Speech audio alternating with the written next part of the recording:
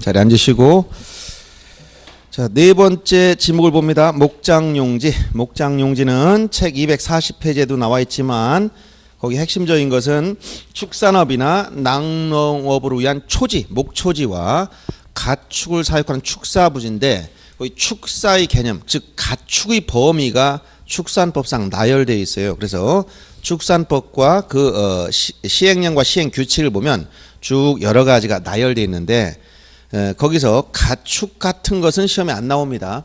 예를 들어서 소, 말, 양, 돼지, 닭 등등 해가지고 농림부령이 정하는 짐승, 가금 등을 말한다 했고, 거기 축산법 시행 규칙에 들어가면 기타 그 내용이 우임받은 내용이 쭉 나열돼 있죠. 노새, 당나귀, 토끼, 개, 사슴 등등. 그래서 15회 때 거기서 칠면조, 메추리 있죠. 메추리, 칠면조 및 메추리. 그다음에 꿀벌. 요 메추리과 꿀벌 이거 한 번 나왔어요. 메추리, 꿀벌. 사육하는 부지가 뭐냐? 꿀벌이 가축일 것 같은 생각이 드나요? 꿀벌? 안 들죠? 그러니까 시험 문제 된 거예요. 그러니까 농림부 고시에 가보면 기타의 지렁이까지 들어가 있어요. 지렁이도. 근데 요게 목장용지일 때 이 가축의 범위에 대해서 여러분들이 기타 사항 중에서도 목장용지가 되려면 여기서 이제 초지, 목초지하고 가축을 사육하는 축사부지인데, 축사, 요 가축의 범위가 다양하다 이런 얘기예요. 그래서 요 가축의 범위 속에 메추리나 꿀벌이나 지렁이까지도 포함되더라. 그걸 알아두시고 나머지 암기할 필요는 없습니다. 한번 읽어만 보시면 돼. 이런 게 가축 범위에 들어갔다. 각종의 관상용 조류는 여러분 들어보지도 못한 이름들이 많아요. 거기 관상용 조류 속에는 예를 들어서 그 아래 240페이지 책에 보면 관상용 조류 15종이 들어가 있죠. 거기 십자매, 금화조, 문조, 호금조 등등 있는데 이거 시험 문제 안 나와. 이렇게까지 다 내겠어요. 그중에 특이한 걸 몇 개 골라서 한번 내본 적이 있으니까 가축 속에 무엇이 들어가 있다 이 내용만 알면 됩니다. 이런 게 있더라. 그래서 그런 것들을 가축을 사육하는 축사부지가 뭐다? 목장용지가 되더라. 그 중에서 주의할 거 거기 메추리, 꿀벌이나 지렁이 같은 걸 주의하라고 제가 얘기한 것이고, 목장용지 단서가 여기도 아까 뭐 했다고 했죠? 주거용 건축무진 대가 된다. 이거 아까 세 가지 묘목과라고 했을 때 묘지, 목장용지, 과수원 이 세 가지를 특히 조심해야 돼. 과수원, 목장용지, 묘지. 단서 주거용 건축물, 그다음 관리사무소 부지 전부 다 대가 되는 것은 이 세 가지밖에 없어요. 꼭 단서를 꼭 기억해야 되고, 염전에서는 임야가 나오지. 임야 5번 임야. 거기 산림 원야를 이루는 수림지, 중림지, 암석지, 자갈땅, 모래땅, 습지, 황무지 7가지 기억해야 돼요. 임야에 있는 거 산림과 원야를 이루고 있는 수림지, 중림지, 암석지, 자갈땅, 모래땅, 습지, 황무지. 자, 황무지는 잡종지다 하면 맞아 틀려? 지금 어디에 들어갔어? 임야에 들어가 있지? 모래땅은 하천일까요? 임야일까요? 여기 보니까 임야에 있어요. 그런 것들을 좀 착각 안 됩니다. 그래서 거기 들어간 걸 기억할 때 임야니까 야부터 여기 수림지, 중림지, 암석지, 자갈땅, 모래땅, 습지, 황무지 이 7가지가 임야예요. 그래서 그냥 이렇게 야수가 죽은 남자 모습이 황하다. 좀 안 좋다 이런 얘기야. 이렇게 기억해 주면 됩니다. 야수가 죽은 암자의 모습이 황이다. 7가지가 어디에 들어가 있다고? 임야에. 나중에 여기 들어가 있는 걸 잘 기억해야 돼. 임야에 나열된 거. 그래서 지금 방금 얘기했듯이 거기서 이제 모래땅이라든가 황무지 같은 거 조심해야 되고, 여러분들이 갯벌, 간석지라는 건데 이것은 지금 현재는 등록 대상이 아닙니다. 옛날에는 등록 대상이었지만 습지나 이런 거 들어갈 수 있었지만 지금은 제외되는 거예요. 최대 만조선 밑에 있기 때문에. 그래서 간석지, 갯벌을 막으면 간척지가 되고 간척지는 등록해줘요. 그래서 임야에 들어간 7가지 꼭 기억할 것. 그 다음에 광천지 하면은 지하에서 온수, 약수, 서울이 등이 용출된다. 용출은 솟아오른다는 거예요. 용출되는 거. 용출되는 곳, 이것이 광천지. 근데 광천지에 단서가 붙어 있어. 어떤 단서가 붙어 있어요? 다만 이러한 온수 등을 일정한 장소 운송하는 이런 말이 나오면 제외시킵니다. 즉 운송하는 송수관, 송유관 및 그 저장실 부지는 제외시킨다는 단서가 들어가 있다는 거 알아두시고, 염전도 길지만 별거 아닙니다. 염전 소금을 만드는데 천일제염 방식으로 소금을 채취하는 곳만 염전이고, 단서에 보면 동력을 이용해서 동력 즉 전기나 이런 걸 이용해서 소금을 만들어내는 곳은 그냥 공장 부지가 되기 때문에 동력을 이용하여 소금을 채취하는 곳은 바닷물 끓여서 소금을 제조하는 곳은 제외시킨다는 단서가 붙어 있다는 사실도 같이 알아두면 됩니다. 그 다음에 여러분들 이제 대지라면 특히 안 됩니다. 이건 지목에서는 대라고 해야지 대지라는 말 안 써요. 건축법상 용어가 대지고 지목에서는 그냥 토지에서는 대라고 붙여. 건물이 있다가 다 대가 아니고 건물 용도가 중요한 겁니다. 거기 보면 주거용, 그 다음에 사무용, 그 다음에 점포, 영업용이죠. 그 다음에 문화시설 중에서 박물관, 극장, 미술관, 요거 문화시설. 자, 주거, 사무용, 점포, 영업용 건물, 그 다음에 문화용 건물 중에 박물관, 극장, 미술관. 이거 어디 들어가 있다고? 대가 들어가요. 대 들어가 있는 거 이거 기억해 줘야 됩니다. 그리고 관계 법령에 의해 택지 조성공사 준공된 토지, 이 관계 법령에 의해 택지 조성 이렇게 나가면 아까 지목 설정 원칙 중 이게 뭐라 했어요? 사용 목적 추정 원칙이라고 얘기해 줬죠? 일주일 사용할 때 사용 목적 추정 원칙이 뭐라? 지목 설정 원칙이다 얘기했잖아요. 이게 바로 그런 내용을 설명하는 겁니다. 그래서 요 대에 들어가 있는 용도 특히 이거 기억해 줍니다. 자, 주거용, 사무용, 점포 같은 영업용, 박물관, 극장, 미술관 같은 문화용 건축물 부지 이게 뭐다? 이런 용도가 아니면 다 다른 용도가 있어요. 주차용 건축물은 주차장, 공업용 건축물은 공장용지. 예를 들어서 그 교육용 건축물은 학교용지. 그다음에 종교용 건축물은 종교용지. 다 지목이 달라. 그러니까 용도가 중요한 거예요. 요 용도 특히 여기 박물관, 극장, 미술관 여기 들어가 있다는 거 알았어요? 그래서 기억해. 주사점 박극미. 자, 점 빼려고 주사를 맞고 빡빡 긁었더니 미인이 됐다. 주사점 박극미. 요거 기억해줘요. 배에 들어가는 용도 6가지 아시겠죠? 네. 여간 이게 뭐에 들어갔다는 기억을 해내야 돼요. 여러분들 나중에. 점 빼려고 주사 맞고 빡빡 긁어냈더니 뭐가 됐다고? 미인이 됐다고. 이게 뭐야? 여기 들어가 있는 거예요. 기억해줘. 나중에 요런 거 한두 개 나오면서 여러분들 이게 어디 있는지 헷갈리면 안 됩니다. 대에 들어가 있어요. 공장용지 핵심은 제조업이에요. 제조업은 여러분들이 예를 들어서 이렇게 자동차나 스마트폰이나 이런 걸 만드는 것만이 제조업이 아니고 넓게 봐서 1차 생산물을 가공해서 2차 생산물을 만들어도 제조업으로 보는 거니까 이게 미국 처리장 이것도 제조업 속에 포함시킨다는 지레신 내용이 있었던 거예요. 그래서 제조업을 하고 있는 공장시설 부지와 두 번째 관계 법령에 의해서 공장부지 조성공사 준공된 토지 이건 좀 아까 뭐라 했죠? 사용목적 추종의 원칙을 또 얘기하는 거예요. 사용목적 추종의 원칙. 그래서 여러분들 프린트물에 나와 있는 것, 요 내용만 여러분들이 공장용지에서 뽑아서 보면 핵심은 여기 다 들어가 있는 거예요. 그리고 공장 시설구역 안에 있는 의료시설이나 체육시설은 전부 다 공장용지가 됩니다. 공장용지는 단선 없어요. 여기는 그냥 넘어가고. 그 다음에 학교용지는 학교의 교사라는 게 뭐냐면 여러분들 가르친 선생이라는 얘기가 아니라 요 사자가 집사자예요. 교사. 학교 건물 얘기 학교 건물. 그래서 학교 울타리 안에 예를 들어서 여기 학교가 있다. 그럼 여기 학교 교육용 건물이 있고 운동장, 체육장이 있고 뭐 이렇게 여기 사택이 있고 기숙사 있고 이런 게 다 있을 수 있어요. 학교 울타리 안에 들어가 있으면 전부 다 뭐가 된다. 이건 학교용지인데 이 활동이 떨어진 곳에 여기 학교에서 떨어진 곳에 있는 실습장이나 기숙사 같은 건 다 제외시켜 버리는 거예요. 그래서 학교 시설구에서 떨어진 실습지나 기숙사, 사택 등은 학교용지에 제외시킨다는 사실. 울타리 밖에 있으면 아니다 이런 얘기야. 쉽게 얘기하면.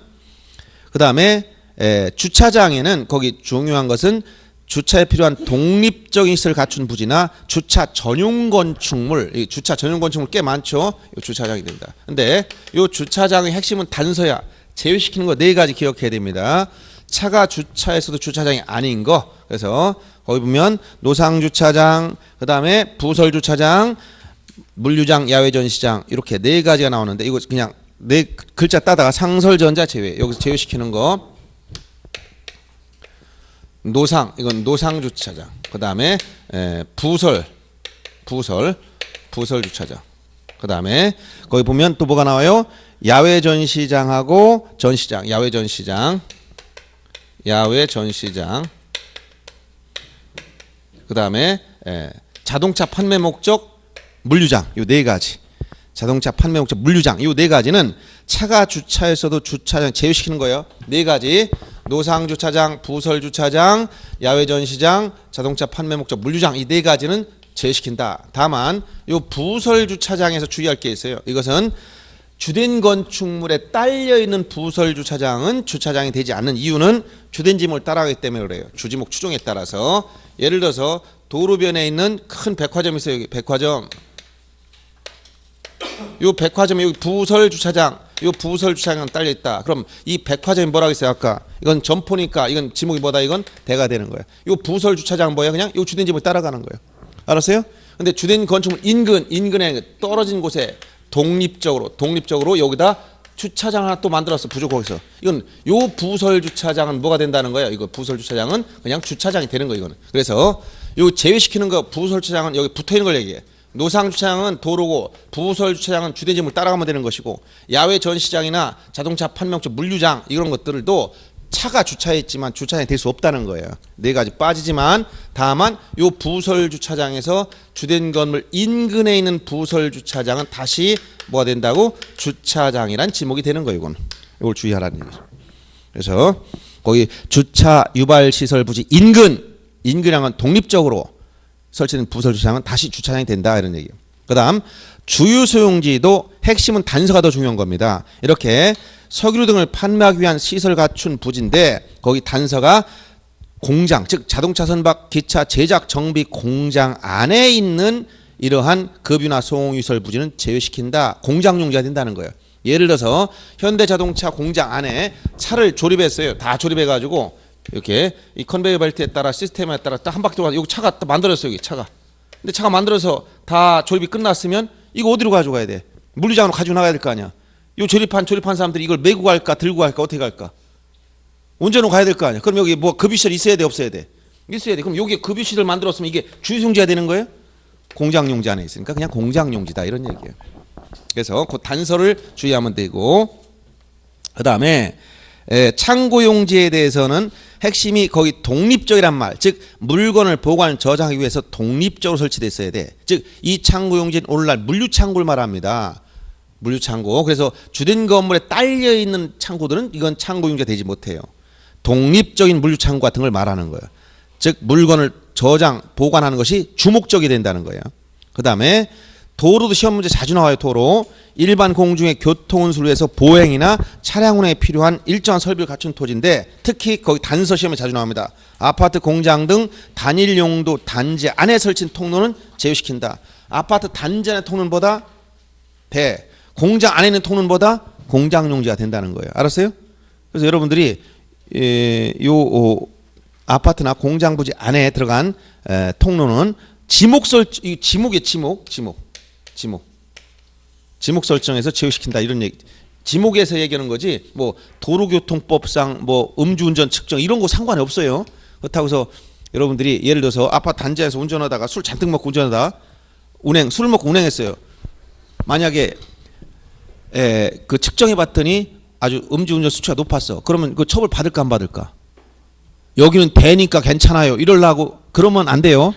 거기도 도로란 얘기예요. 예. 그래서 이건 도로교통법하고 관련이 없어. 법률이 다른 거야. 이 공간정보의 구축 및 관리 등에 관한 법률에 의해서 토지 용도를 결정할 때 지목 설정할 때 아파트나 공장 등 단일 용도 단지안 설치된 통로는 주된 지목을 따라가는 것이다 이런 얘기뿐이에요. 알았어요? 그래서 그 단서 조심하시고 그 다음에 거기 밑줄 친 거 보시면 고속도로 안에 있는 휴게소 이 휴게소가 이게 고속도로냐 무슨 이게 이제 고속도로도 있고 국도나 지방도도 있다는 거예요. 국도, 지방도 이런 이렇게 도로가 있는데 고속도로 안에도 이렇게 휴게소 여기 만들어 놨어. 휴게소. 요 지방도 안에도 휴게소가 있어. 그럼 이게 어떻게 되느냐? 고속도로에 있는 휴게소 부지는 도로의 일부에 포함시키는 거예요. 이거는 지목이 뭐다? 도로. 국도나 지방도에 있는 휴게소는 뭐다? 이건 독립적인 시설이니까 대가 돼 버려요. 알았어요? 휴게소가 고속도로 안에 들어갔을 땐 도로지만 국도나 지방도에서는 뭐가 된다? 대. 조심하시고. 그 다음에 철도용지는 핵심이 궤도예요. 궤도. 레일이 깔려 있어야 돼. 그래서 철도용지는 교통운수를 위해서 일정한 궤도 등의 설비를 갖추어 이용된 토지고 이에 접속된 역사나 차고, 발전시설이나 공작창 즉 이러한 철도 설비에 연결된 건 다 철도용지라는 거야. 철도용지. 그래서 오늘날 용산역사, 서울역사 이런 데 가보면 겉에서 보면 레일이 안 보여요. 그러면 바닥에 땅 위에 뭐가 깔려 있어요? 레일이 깔려 있어요. 그러니까 전부 다 뭐가 된다? 철도용지야. 그래서 철도용지라는 건 그 궤도의 설비가 있어야 된다는 사실 이해하시면 되고, 그다음 제방 같은 건 중요하지 않아도 뚝이야, 뚝. 근데 뚝인데 크게 돼. 무엇을 막느냐에 따라서 명칭이 달라져요. 방수제, 방조제, 방사제, 방파제. 방조제는 바닷물을 막는 것이고, 방수제는 일반 물을 막는 거예요. 강가나 이런 데서. 방사제는 모래를 막기 위한 뚝을 말하고, 방파제는 파랑, 큰 파도를 막기 위한 거예요. 한국 같으면 방파제 만들어 놓죠. 이렇게 막는 대상에 따라 명칭만 붙인 걸 뿐 큰 뚝을 제방이라고 그래요. 여기 제방이 되려면 뚝이 커야 돼요. 하천에 있는 뚝은 크죠. 물론 방조제가 바다를 막는 시설도 많이 있습니다. 새만금 같은 경우도 방조제 큰 강가나 이렇게 바닷가에 이렇게 뚝을 막아놨다. 그럼 이건 방조가 되지만 요게 이제 하천이라면 하천 가까이는 뚝이 있어요. 뚝을 쌓아놨다. 이 물이 밖으로 넘치지 못하도록 이건 뭐가 된다? 제방이 돼. 제방이. 그런데 여기서 하천과 국어의 차이가 요 제방을 잘 봐야 돼. 국어는 그냥 이건 도랑 정도, 또랑 정도. 그래서 하천이 되려면 자연의 유수가 있다. 자연 유수. 항상 물이 흘러가야 돼. 그리고 규모가 커야 돼. 근데 국어는 인공적인 수로야. 인공적인 수로.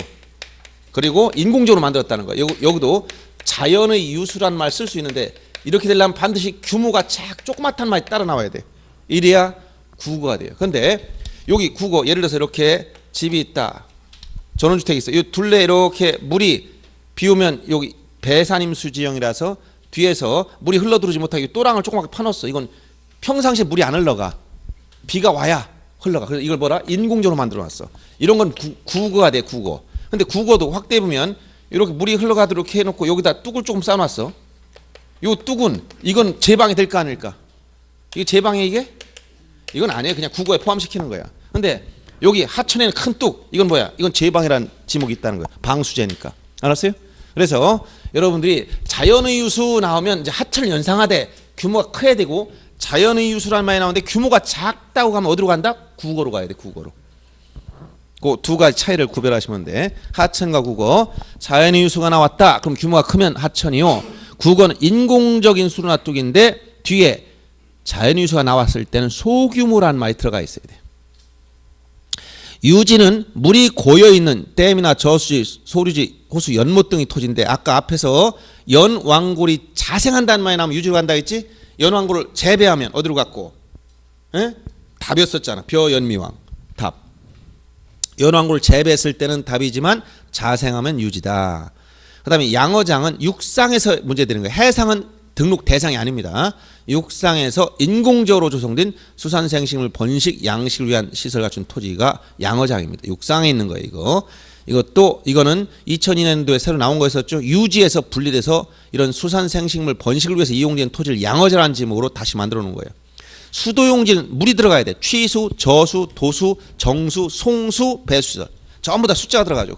다만 송유시설, 송수가 아니라 송유시설은 잡종지로 가요. 잡종지. 송수시설만 수도용지야. 수도용지. 그 다음에 공원에 대해서는 여러분 공원 법률 또는 거기 보면 법률에 의해서 공원 또는 녹지로 결정 고시가 되는데, 법률에 의해서 공원이나 완충 녹지나 이런 녹지, 공원 녹지로 결정 고시된 토지가 지목이 공원이야. 공원 용지가 아니고 공원. 근데 이 법률에 의해서 공원으로 지정된 것은 종류가 여러 가지 많이 있어요. 그런데 그걸 다 암기할 필요 없고 여기서 제외시키는 거 두 가지만 기억하면 돼. 뭐냐면 자, 묘지공원은 지목이 뭐냐? 이건 묘지로 가. 묘지로. 요것만 묘지로 가요. 묘지공원 묘지. 또 자연공원법에 의한 공원이 있어요. 자연공원법상 국립공원 계룡산이다. 이렇게 해서 국립공원 계룡산. 이게 뭐예요? 이게 공원 계룡산 임야에 불과해. 이거 임야. 즉 자연공원법상 공원 대부분 임야입니다. 임야. 그래서 묘지공원은 묘지, 자연공원법에 따른 공원은 임야고, 나머지 법률에 의해서 공원이나 녹지로 결정 고시된 곳이 다 공원이다. 이렇게 알아보면 돼요. 법률에 의해서 공원 녹지로 결정 고시된 거. 그 다음에 공원 법률에 의해서 분류된 거 다 암기할 필요는 없습니다. 일단 여러 종류가 있는데 그 중에서 두 가지만 조심하면 된다는 거예요. 묘지공원과 자연공원법상 그것만 조심하면 되고 체육용지에서 체육용지도 거의 나열된 거 가끔 언급이 될 때가 있으니까 조심해야 돼요. 체육활동에 적합한 시설 형태를 갖춘 종합운동장, 실내체육관, 야구장, 골프장, 스키장, 승마장, 경륜장 이렇게 여기 나열된 거 쭉 잘 알아둬야 돼요. 그리고 단서가 뭐냐? 단서를 보시면 다만 체육시설의 핵심은 밑줄 칩니다. 영속성과 독립성의 기준. 영속성과 독립성. 영속성과 독립성이 미흡하면 제외시켜야 되는 거. 그러면 이것은 단서는 기준이 영속성과 독립성이기 때문에 여기 단서에 나열된 것도 영속성과 독립성이 있으면 체육용지라는 거예요. 그래서 예를 들어서 골프 연습장이다. 그럼 골프 연습장을 이 건물 옥상에다 골프 연습장을 만들었어. 그럼 독립적이에요? 아니면 종속적이에요? 그건 독립적이 아니죠. 이 건물 꼭대기에다 만들었으면. 그럼 이거 일반 사무용 뭐 영업용 건축물이니까 그냥 대가 되는 거예요. 근데 이게 골프 연습장을 만들었더니 너무 잘 돼가지고 땅을 사가지고 저 변두리 지역에다 아예 골프 연습장을 만들었어. 독립적으로. 그럼 뭐가 돼? 이건 체육용지가 돼버려 다시. 이 얘기예요. 기준은 영속성과 독립성이 단서의 핵심이야. 그런데 그 밑에 영속성과 독립성 미흡한 정구장이나 골프 연습장, 실내 수영장, 체육 도장 이런 건 영속성과 독립성의 기준이고, 그다음 유수를 이용한 흘러가는 물을 이용한 요트장이나 카누장, 산림하는 야영장 이렇게 세 가지 요트장, 카누장, 야영장, 산림하는 야영장 이 세 가지 제외시킨다. 단서 알아둬요. 욕화산 제외. 그럼 앞에 나온 것 체육리 본문에 나온 거 잘 보세요. 거기 뭐 들어갔어? 종합운동장, 실내체육관, 야구장, 골프장, 스키장, 승마장, 경륜장. 알았죠? 기억해 줘야 돼. 경륜장은 지금 체육용지입니다. 승마장도 체육용지예요. 그런데 밑에 유원지에 가면 경마장이 나올 거예요. 이거 주의해야 됩니다. 경마장. 그래서 체육용지에 보면 거기 실내체육관, 종합운동장, 스키장, 승마장이죠. 골프장, 경륜장, 그 다음 야구장. 7가지 기억해줘. 실종된 스승이 여러분 골룸이라는 거 알아요? 골룸? 반지의 제왕에서 나오면 좀 약간 머리 벗겨지고 꼭 이티처럼 생긴 사람 있죠? 대머리. 그 실종 스승이 골룸이야. 이렇게 생각해. 골룸이야. 실종된 스승이 골룸이었었구나. 골룸이야. 이렇게 기억해주고 7가지가 있어요. 이게 체육용지 들어가 있다는 거. 실내체육관, 종합운동장, 스키장, 승마장, 골프장, 경륜장, 야구장. 요거 일단 기억해 주시고, 유원지도 일반 공중의 우이락과 휴양 이런 것을 이용한 시설물인데 거기 보면 수영장, 이거는 이런 그 유원지 내에 있는 수영장을 말합니다. 수영장, 그 다음에 유선장, 그 놀이배 타는 곳, 낚시터, 어린이 놀이터, 동물원, 식물원, 민속촌, 경마장. 여기 나열된 8가지. 자, 그래서 그 단서는 이 시설과 거리로 보아서 독립적 떨어진 곳에 있는 숙식시설이나 유장부지, 지금 하천, 국어 또는 공유 유지는 제외시켜라. 이 단서가 붙어 있어요. 유원지에도. 그래서 거기 동이 뭐야? 동물원, 식물원, 민속촌, 경마장, 낚시터, 어린이 놀이터, 선이 뭐야? 유선장, 수영장. 8가지 본문에 있는 거 주의하세요. 동시가 민경이를 낚거 선수다. 동시가 남자고 민경이 여자인가 봐요. 동식 민경 낚는 선수야. 동식 민경 낚거 선수. 이렇게 기억해 주면 됩니다. 8가지가 있다. 자주 언급되는 것 제가 기억하라는 것은 이제 지문에 나왔을 때 여러분 헷갈릴 수 있기 때문에 기억해 줘야 되는 거. 본문 중에 핵심적인 단어를 기억해 주라는 거예요. 종교용지는 일반 공중의 종교의식을 위해서 예배, 법요, 설교, 제사 등을 위한 시설인데 교회 사찰, 향교는 이건 하나 예시에 불과해. 이거 말고 이슬람 사원은 종교 시설이 아닐까요? 예? 그것도 일반 공중이 자기 종교적 신앙에 따라서 들어가서 예배를 보면 종교용지가 되는 거예요. 그것도 하나의 예시에 불과한 거니까. 그런데 일반 공중의 종교의식을 거행하는 게 아니고 특정 집단의 재래식 목적이 사당부지도 종교용지로 하는 지리신 내용. 즉 종교의 개념을 넓게 본다는 거예요. 자, 예를 들어서 김해 김씨 가문에 옆에다 사당을 전놨어. 사당. 그리고 우이패를 모셔놓고 이 사당 집이죠. 사당. 이거 사당은 지나가는 일반 공중 지나가는 이씨나 박씨들이 와서 여기 제사 안 지내. 이 후손들만 제사 지내. 그래도 제사를 지낸다라는 건 뭐예요? 재래의식을 거행하는 거죠. 종교의식으로 보는 거예요. 그러니까 종교용지가 된다는 거예요. 그래서 그렇게 보시고 종교용지. 그다음 사적지에서는 문화재가 핵심인데 이런 문화재로 지정된 유적이나 고적 기념물 보존하에 구획된 토지인데 사적지 단서 시험에 자주 나옵니다. 학교용지, 공원, 종교용지, 학원종 이거 학원종, 학교용지, 공원, 종교용지 안에 문화재가 들어가 있으면 주된 지목을 따라가기 때문에 양입되기 때문에 사적지에서 제외시키는 거예요. 사적지 단서 학원종 제외. 문화재에서 학원종은 제외시킨다. 이렇게 기억하면 돼. 사적지에서 학원종 제외. 그다음 묘지는 시체율이 매장된 토지나 아까 묘지공원 조심하시고 각종 봉안시설, 납골시설 이런 걸 얘기합니다. 명칭이 봉안시설로 바뀌는 거예요. 그걸 조심하시면 됩니다. 이것은 다 묘지. 그리고 단서 아까 묘지에서 난 단서 묘지관리사무소 부지는 대가 된다고 했던 거 세 가지 있죠. 묘지, 그다음에 목장용지, 그다음에 과수원, 묘목과 제외시킨다. 저기 건축물 부지가 제외되는 거 이 세 가지밖에 없다고 얘기해 줬어요. 그다음 잡종지는 27가지에 속하지 않은 건 전부 다 잡종지로 가야 되는데 거기 나열된 거 다 알아둬야 돼요. 자, 갈대밭, 시리에 물건을 쌓아두는 이거 야적장 같은 거, 그다음 돌을 캐내는 채석장, 흙을 파내는 채토장, 야외시장, 비행장, 마을의 공동 우물 이게 다 잡종지. 영구적 건축물 중에 변전소, 송수신소, 즉 송신소나 수신소, 아까 송유시설, 송수시설은 수도용지에 들어가 있었죠. 송유시설이 잡종지, 도축장, 그 다음에 자동차 운전학원, 쓰레기 오물 처리장 이런 것이 법에 나열된 거예요. 그리고 단서에 가면 원상의 복조건으로 돌을 캐내면 제외시켜라. 즉 영속성의 원칙에 따라서 일시적으로 다른 용도 쓰더라도 지목으로 안 바꾼다 했지. 이 원상의 복조건으로 이렇게 돌을 캐내는 곳 이런 것은 제외시키라는 단서가 붙어 있어요. 그 밑에 체크된 것은 지금까지 기출됐던 거나 또는 지레신 내용이에요. 공군 비행장 내 골프 연습장이 뭐냐? 잡종지. 이유는 비행장이 잡종지니까 그 안에 있는 골프 연습장은 잡종지라는 얘기예요. 분유 종말 처리 시설, 우연물 이동 탱크 저장 시설 이거 다 기출됐던 거예요. 잡종지. 우연물 이동 탱크 시설은 주유승지가 아니라 뭐라고? 잡종지. 그다음에 농어촌 휴양지대 야영장, 콩나물 재배사 더 아주 콩나물 재배사 목적 시설 부지. 콩나물 재배사 부지가 뭐냐? 너무 막연하지? 그럼 뭐 들어가면 돼? 잡종지로 가면 돼. 27가지 어디에도 넣을 만한 게 적당치 않아. 그럼 어디로 간다? 잡종지. 그러니까 불명확할 땐 잡종지라면 거기다 맞아요. 그냥 이상한 표현이 나왔다 그러면 잡종지 해버려요. 그냥.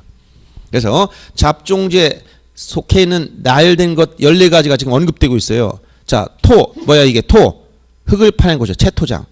석이 뭐야? 채석장. 실내 물건 쌓아두는 곳. 갈대밭. 야가 뭘까요? 야외시장. 비가 뭘까? 비행장. 공이 공동우물. 변이 변전소. 송수신소 수신소. 유가 송유시설이라고 했지 아까. 송수시설은 수용지 송유시설. 그다음에 도축장 자동차 운전학원 쓰레기 오물 처리장. 이렇게 해서 14개. 토속실에 있는 갈대 같은 야비공 변송수가 유도를 잘한다. 토속실 갈대 야비공 변송수 유도 잘해. 이렇게 기억해 주면 됩니다. 이런 건 여러분들이 해야 되는데 기억을 안 하니까 제가 자꾸 말 만들어주는 거예요. 이렇게 해서 나중에 토속실에 있는 갈대 같은 야비공 변송수 예비군 변송수가 뭐라 잘한다고? 유도를 잘하더라. 자주 봐두세요. 이렇게 해가지고 이거 저기 잡종지에 나열됐다. 나중에 지문에 나오면 골라내야 돼. 갈대밭이 어디 있냐? 그럼 갈대 토속실 갈대 생각하면 잡종지 딱 튀어나와야 돼. 아까 몇 개 안 되죠. 자주 좀 기억할 거. 전에 나온 거 뭐라 전 약복 먹은 닭이 고기하다가 어디 목관에 들어가는 순서 죽는 순서라겠지. 그래서 거기 나열됐던 그 지금 28개 지목을 설명을 해줬는데 특히 여러분 책에서는 247페이지에 주의할 거 몇 가지 유의사항 쭉 설명된 거죠. 이걸 한번 다 읽어보시면 돼요. 요 정도. 요게 이제 실제 여기 나와 있지 않지만 요 내용이 지리신 내용이나 이걸 모아놓은 거예요. 요 정도만 봐두면 되는데 대부분 요 본문에 나와 있는 것과 단서 항상 지목에선 본문과 단서를 주의해야 돼요. 특히 시험에 많이 나오는 게 단서였어. 단서 항상 시험에 나와. 단서. 요 단서 항상 시험에 나오는 것이고 본문 중에서도 거기 나열된 것 중에 특히 본문 중에서 시험에서 몇 개씩 잘라냈을 때 여러분이 헷갈리면 안 됩니다. 작년 문제 한번 볼까요? 여기 뒤에 문제가 언급되어 있으면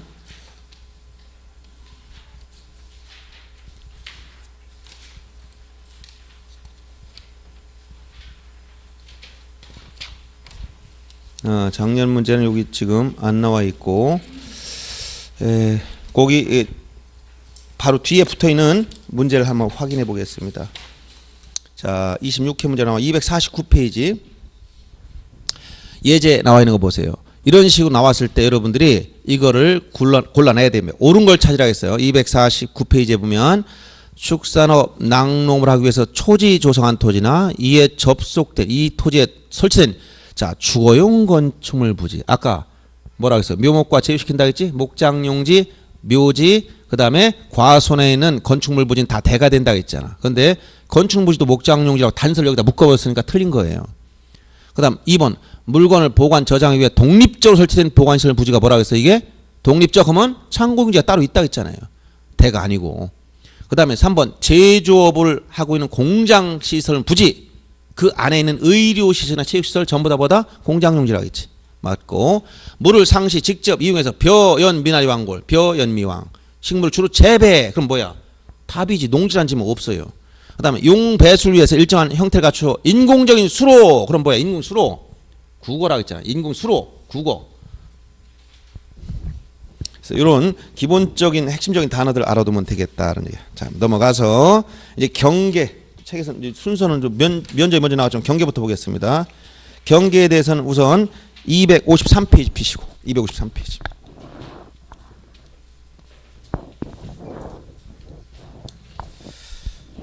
여기서 이제 여러분들 경계는 용어정에서 봤듯이 경계는 경계점 간을 직선 연결한 선이야. 직선으로 연결한 선. 이것을 어디에 있냐? 도면 위에, 도상 위에. 즉 실제 지상에 있는 게 아니라 도상 위에 있어요. 경계. 경계에 대한 원칙이 있습니다. 경계. 요 경계 설정의 원칙은 아까 지목 설정 원칙과 구별해야 돼요. 그래서 첫째가 경계 국정주의. 경계는 반드시 국가만이 결정한다. 국정주의. 국가만이 결정한다. 개인끼리 개인 이웃 간에 서로 결정할 수가 없어요. 그럼 국가 인정하지 않으면 의미가 없어. 그래서 이 선이 당연히 어디에 있느냐? 등록된 선은 도면, 지적도나 임야도에 있어. 이건 지적도, 임야도 이런 도면 위에 있다는 거예요. 그래서 이 도면 누가 가지고 있느냐? 국가 가지고 있는 거야. 그래서 개인 간에 결정할 수 없어요. 경계 국정주의. 국가만이 결정할 수 있다. 그 다음에 경계는 반드시 직선으로 만들어야 돼요. 두 점 간에 직선으로 연결한 선이기 때문에 경계는 반드시 직선으로 만든다. 경계 직선주의. 그 다음에 한 번 결정한 경계는 움직이면 안 돼. 경계 부동성 원칙. 부동성 원칙. 여기서 부동성이라는 건 이동할 수 없다. 즉 도면에 이렇게 도면에 만약 축척 1000분의 1로 줄여서 그린 지적도 안에 가보니까 여기에 경계를 그려놨다. 자 여기 10번지 대 11번지 대 요 A 소유 토지 B 소유 토지 경계를 그려놨어요. 그러면 요 선이 실제 사무처리 규정에 하면 이 경계 두께는 0.1mm로 제도 그리도록 돼 있다. 0.1mm 두께로 그리도록 돼 있어요. 그러면 이게 여기서 이제 두 가지 개념이 나와. 이건 나눌 수 없다는 것과 움직일 수 없다. 즉 한 번 등록된 경계는 요게 수시로 움직이면 안 돼요. 한 번 등록하면 그 자리 그대로 있어야 돼. 만약 요 B가 담당 지적 공무원한테 점심사였어. 그 다음 날 갔더니 경계 위치가 바뀌었어. 어디로 바뀌었냐 했더니 이쪽 슬쩍 옮겨놨어. 이 얘기를 들은 A는 나는 저녁까지 사주겠다. 2번 사줘봤어. 그랬더니 이게 다음날 이쪽으로 옮겨갔어. 이렇게 왔다 갔다 움직일 수 없다는 거야. 한 번 등록된 경계는 토지 이동, 즉 분할합병 같은 사유가 없는 이상 손대면 안 돼요. 딱 고정돼 있어야 돼. 이걸 뭐라고 한다? 부동성. 움직일 수 없다. 그 다음에 여기서 또 두 가지. 불가분이나 여기 부동성, 움직일 수 없다는 것과 그다음 불가분이라는 말이 같이 나와. 불가분. 경계 불가분. 불가분 원칙이란 건 뭐냐면 요 두께 0.1mm죠. 이웃 간에 원수져 가지고 우리는 얼굴도 보기 싫은 사람이야. 그러니까 다시는 보지 말자. 그럼 어떻게? 요 경계도 나눠 갖자. 0.1mm 나눠주면 돼. 얼마로? 0.05mm는 요 1mm 중에 요 A 거, 0.05mm는 B 거. 물리적으로는 나눌 수 있지만 이건 그런 면적, 이 너비가 없어. 면적이 없고 이건 규격만 얘기할 뿐이야. 즉 위치와 여기 위치와 길이만 존재할 뿐 너비가 없다. 그리고 유일무이하기 때문에 이것은 하나밖에 없어. 유일무이. 오로지 하나밖에 없는 선으로서 이걸 나눌 수가 없다. 이걸 뭐라고 한다? 불가분의 원칙. 경계 불가분의 원칙이라고 그래. 알았어요?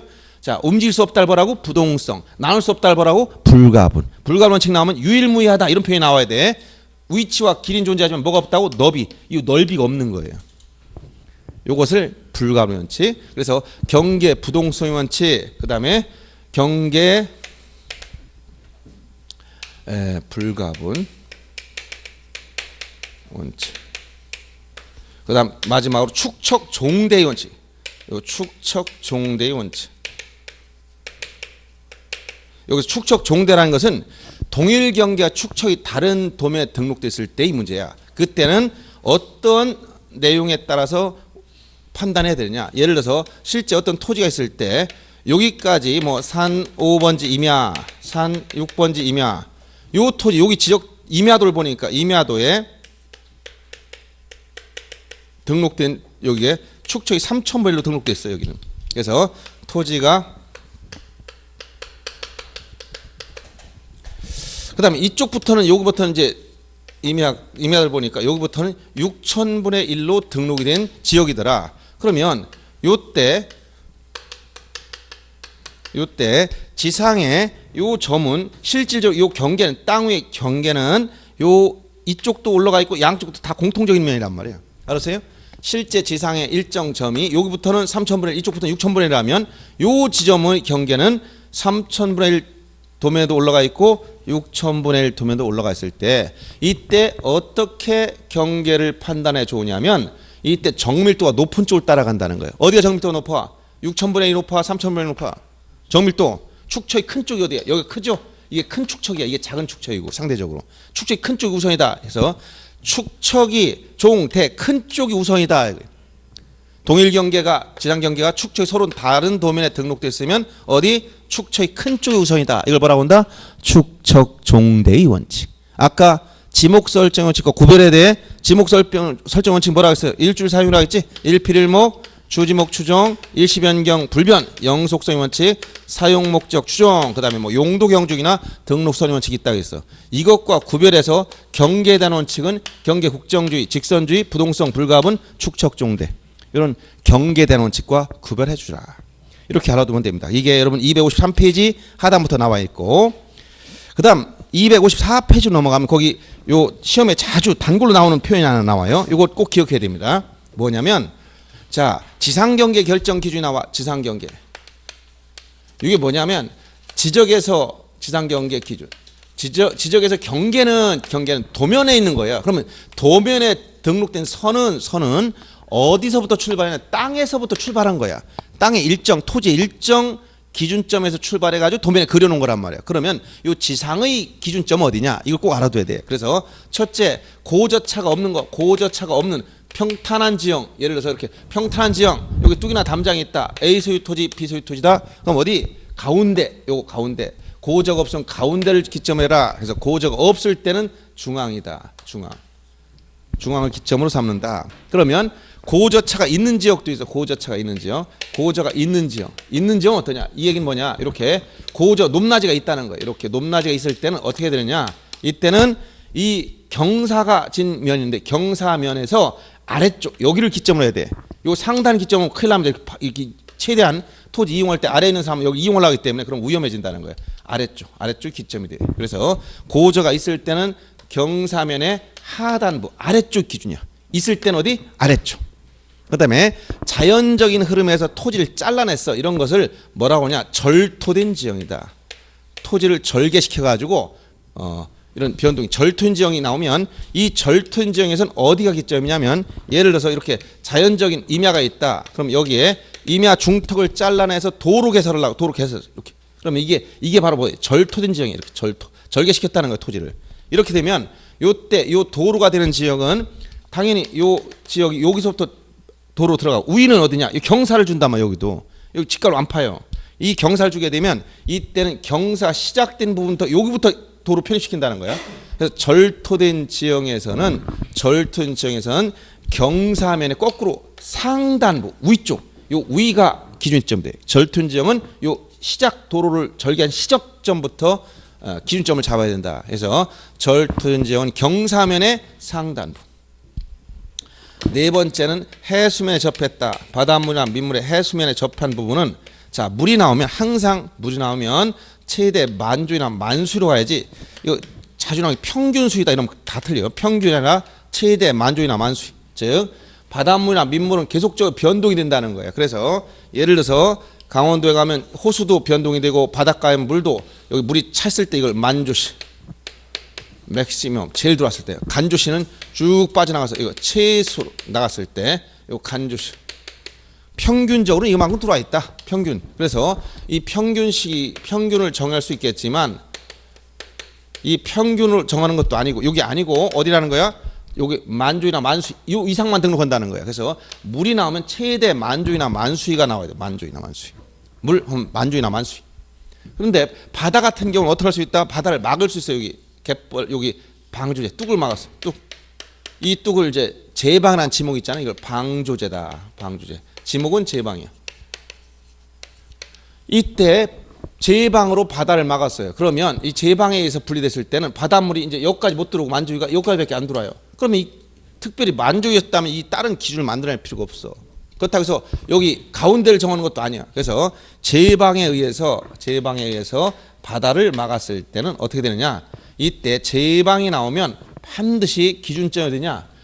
여기가 아니고 요 모서리선 요 바깥쪽으로 외측으로 바깥쪽으로 요 모서리선을 어깨선이라고 그래. 이거 안쪽 바깥쪽. 여기는 사람이 판단할 때 여기가 아니 되고 이 바다 쪽이 바깥이 되는 거예요. 그래서 바깥쪽으로 외측에 있는 모서리선 바깥쪽 어깨선 여기. 이거 사람 이름 요거 어깨야. 바깥쪽 어깨. 알았어요?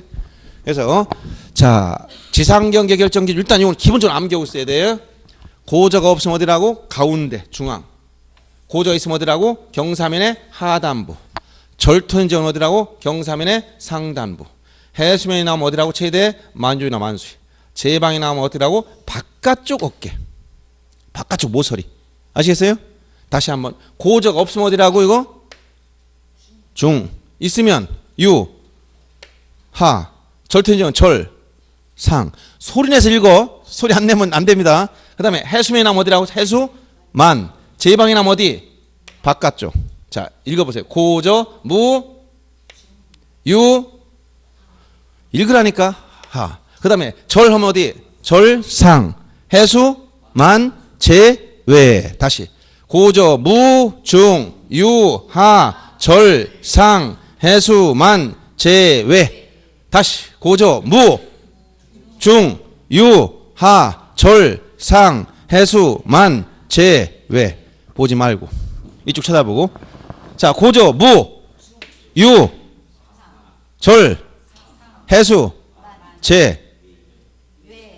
다시 고저, 무, 유, 절, 해수, 제. 네, 그게 나와야 돼. 고저, 무중유와 절상, 해수만, 제. 딱 나와야 돼요.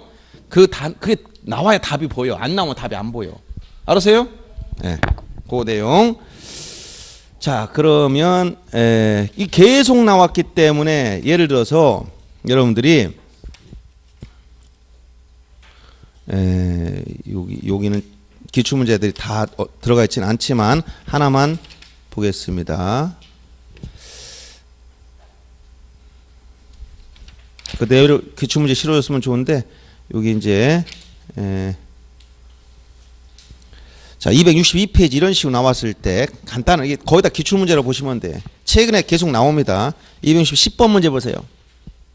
자, 지상경계 결정기준 틀린 걸 찾아라. 고저 차이가 없다. 그럼 어디? 중앙. 있으면 어디? 하단부. 제방이 나면 어디? 어디라고 했어? 제방. 바깥쪽이라고 했지. 안쪽이나 바깥쪽. 왜? 외측 어깨. 그 다음에 해수면 나오면 어디? 만조이나 만수위. 그 다음에 절토인정은 어디? 상. 여기 나가야 돼. 이 최근에 나온 것 이걸 박스로 맞는 거 5개 놓고 맞는 걸 골라라 했어. 그중에 일부만 다르게 골라내야 돼. 그럼 모르면 여러분 다 틀려요. 그래서 다시 한번 보세요. 고저가 없으면 어디라고? 고저, 무, 중, 유, 절, 해수, 제. 네. 자동으로 튀어나와야 돼. 알았어요? 고저, 무중, 유와, 절상, 해수만, 제외. 자동으로 튀어나와야 돼. 이렇게 알아두시면 되고, 그 다음 하나 더 보실 게 있어요. 어디냐면 경계에서 시험에 자주 나온 게 지상경계 결정 기준 관련해서 이거 하고, 여러분 255페이지 아래쪽에 분할에 의한 경계는 건물을 걸리게 해서는 안 되는데 예외가 4가지 나와. 요것까지는 알아둬야 돼. 암기를. 즉 토지를 분할할 때 경계 설정을 원칙적으로 어떻게 하면 안 된다냐면 건물을 걸리게 하지 말라는 거야. 예를 들어서 여기 건물이 있는데 토지를 분할하려고 봤더니 경계를 이렇게 자르지 말라는 거예요. 원칙적으로 건물을 걸리게 경계 설정하지 말아라. 알았어요? 건물 걸리게 할 수가 없어. 그런데 예외가 있어요. 예외. 부득이한 사유가 있으면 예외 허용되는 게 4가지가 나옵니다. 그래서 이 4가지 기억해야 돼. 판결, 법원이 확정 판결 받았다. 이건 강제적 조정이에요. 그 다음에 공사도. 두 번째가 이제 공공용 토지, 공공용 토지를 분할할 때, 토지 분할할 때, 이때 공공용 토지는 나중에 지목, 오늘 이따 할 합병 의무와 다 연결되어 있습니다. 8가지 지목이 있어. 여기서 도, 재, 하, 구, 유, 철, 수, 학, 이렇게 8가지 지목 알아둬야 돼요. 도제하고 철수, 여기 이제 합병 의무라는 거 3가지가 더 나와 11가지가 나옵니다. 전부 다 나중에 합병 의무하면 다 끝나. 이런 공공용 토지 분할할 때, 즉 도로 건설하고 봤더니 고속도로 예정지에 건물이 있어. 그럼 고속도로 가다 피해 갈까요? 그냥 반드 지나간다는 거예요. 건물을 걸리게 경계 설정하면 된다고. 세 번째가 도시개발 사업지구, 도시개발 사업지구의 경계를 결정하기 위해서 토지를 분할할 때, 그 다음에 도시군 관리계획선, 도시관리계획선에 따라서 토지를 분할하고자 할 때는 전부 다 이 3가지는 공익적 차원에서 인정되는 것이고, 첫 번째는 판결은 강제적으로 분쟁이 생겨서 어쩔 수 없이 법원에서 잘라준 거예요. 그래서 이렇게 4가지 판공사도 이게 4가지 하면 건물 걸리게 하는 예외다라는 얘기예요. 건물 걸리게 하는 예외. 그래서 판공사도 건물을 걸리게 하는 예외. 그래서 여러분 책에선 255페이지 하단에 법원 확정 판결, 이번에 공공용 토지 거기 지목까지 알아둬야 돼. 나중에는 오늘 합병 의무하면 다 할 거니까 일단 지목은 다 지금은 암기할 필요 없어요. 일단 넘어가서 세 번째가 여기 책에서 4번에 나온 거예요. 사업지구 경계, 도시개발 사업 시행자, 사업지구 경계 사회 동립 치시고, 마지막 도시관리계획선, 거기 도시군 관리계획선에 따라 토지 분할, 이렇게 4가지 체크하면 돼요.